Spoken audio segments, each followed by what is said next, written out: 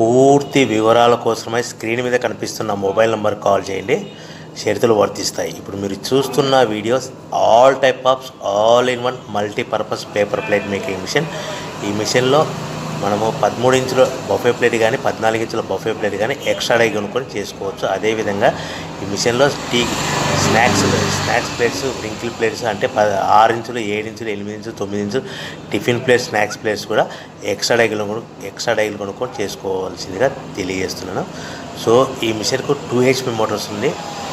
మనం ఇంటి కరెంట్ కాకుండా దీన్ని కంపల్సరీగా కేటగిరీ 2 మీటర్ ఫిట్ చేసుకోవాల్సిందిగా తెలియజేస్తున్నాను.